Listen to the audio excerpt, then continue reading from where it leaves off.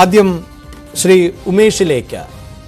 ശ്രീ ഉമേഷ് ബാബു, എം.ടി. വാസുദേവൻ നായർ മുഖ്യമന്ത്രി പിണറായി വിജയനെ ഇരുത്തിക്കൊണ്ടുള്ള ഒരു വേദിയിൽ ആയിരുന്നു അമിതാധികാരത്തെക്കുറിച്ച്, വ്യക്തിപൂജയെക്കുറിച്ച്, അധികാരം ഏകാധിപത്യ സ്വഭാവത്തിലേക്ക് മാറുന്നതിനെക്കുറിച്ചൊക്കെ സംസാരിച്ചത്. അതുമായി ബന്ധപ്പെട്ട് നിരവധി വ്യാഖ്യാനങ്ങൾ വിവിധ രാഷ്ട്രീയ പാർട്ടി നേതാക്കളുടെ ഭാഗത്ത് നിന്നുണ്ടായി, പ്രത്യേകിച്ച് CPIM നേതാക്കളുടെ ഭാഗത്ത് നിന്ന്. ഇപ്പോഴിതാ അതിന് പിന്നാലെ എം മുകുന്ദൻ, അദ്ദേഹമാകട്ടെ എം സ്വരാജ് ചോദിച്ചൊരു ചോദ്യത്തിന് ആണ് മറുപടി നൽകുകയും ചെയ്തത്. മുകുന്ദന്റെ വാക്കുകളിൽ അങ്ങനെ ഒരു വ്യാഖ്യാനത്തിന് ഇടമുണ്ടോ? അദ്ദേഹം പറഞ്ഞത് നേരിട്ടല്ലേ? അല്ല, ആര് പറഞ്ഞാലും വ്യാഖ്യാനങ്ങൾക്ക് ഒരു ഇടവുമില്ല. എന്തുകൊണ്ടാന്ന് ചോദിച്ചാല് 2003 എഴുതിയ ഒരു ലേഖനത്തിന് മുന്നും പിന്നും ചിലത് എഴുതി ചേർത്തിട്ട് അദ്ദേഹം വായിക്കുന്നു പറഞ്ഞാല് MT എഴുതിയ ലേഖനമാണ്. MT എഴുതിയ 2003 എഴുതിയ ലേഖനമാണ്. അദ്ദേഹം അത് 2003 വായിച്ചതായിട്ട് നമ്മൾ ആരും കേട്ടിട്ടില്ല. അതാണ് നമ്മുടെ നാട്ടില്, കേരളത്തിൽ ഇപ്പോഴ് എന്ന് വെച്ചാല്, അതും ഈ പറയുന്ന ഇന്ന് മുകുന്ദനൊക്കെ പറയുന്ന, ഞങ്ങളൊക്കെ മുമ്പേ പറഞ്ഞുകൊണ്ടിരിക്കുന്ന ഈ അമിതാധികാരം ഇങ്ങനെ വിളയാടുന്ന ഒരു നാട്ടില് മനുഷ്യരുടെ ആദ്യത്തെ കാഷ്വാലിറ്റി എന്ന് പറയുന്ന യുക്തിബോധമായിരിക്കും. കാരണം മുഖ്യമന്ത്രിയെ കുറിച്ച് പറയുന്ന ഈ വിശേഷണങ്ങളൊക്കെ നമ്മൾ കേൾക്കുന്നുണ്ടല്ലോ. അദ്ദേഹം സൂര്യനാണ്, അടുത്ത കരിഞ്ഞു പോകും എന്നാണ് സംസ്ഥാന സെക്രട്ടറിയുടെ നിലവാരത്തിലുള്ള ഒരാൾ പറഞ്ഞത്.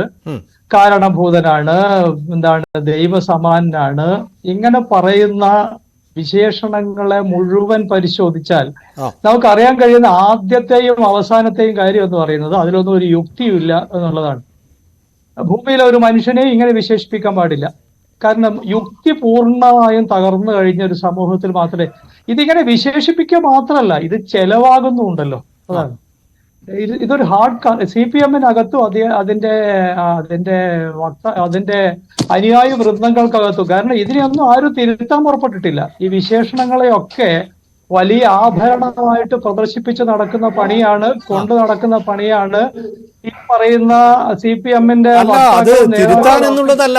ഇതിനുശേഷം LDF കൺവീനർ EP ജയരാജന്റെ പ്രതികരണം അടക്കം തേടുമ്പോൾ അദ്ദേഹം പറയുന്നത് അത് കേന്ദ്രത്തെ ഉദ്ദേശിച്ചാണ്, ഒരിക്കലും കേരളത്തിന്റെ മുഖ്യമന്ത്രി ഉദ്ദേശിച്ച് അങ്ങനെ M.T. വാസുദേവൻ നായർക്കൊന്നും പറയാൻ സാധിക്കില്ല എന്നുള്ളതായിരുന്നു.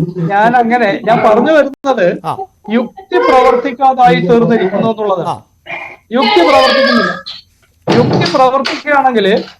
യുക്തി പ്രവർത്തിക്കുകയാണെങ്കിൽ തീർച്ചയായിട്ടും ഈ സംസാരത്തിനകത്ത് നിയന്ത്രണങ്ങൾ ഉണ്ടാകും.